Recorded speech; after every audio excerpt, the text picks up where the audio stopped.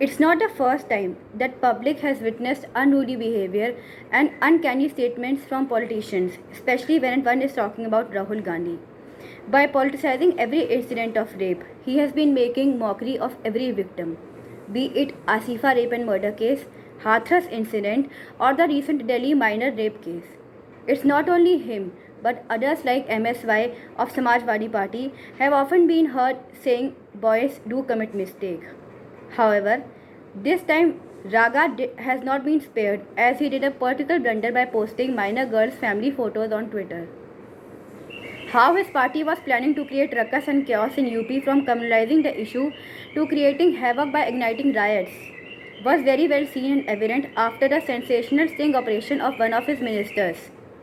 Whenever it suits his political agenda, he politicizes any rape incident, and whenever his government is asked about such incidents, then his chief ministers like Ashok Gehlot say that the girls were not forced upon.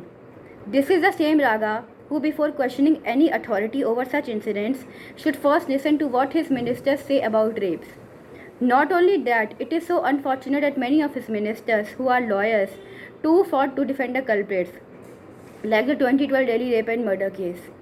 Raga has shown that how insensitive he is towards these issues not once but many a times.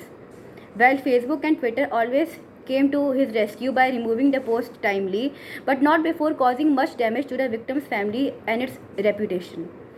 At least if Raga and party can't comment on any particular issue, he should avoid defaming particular family with his insensitive remarks and actions.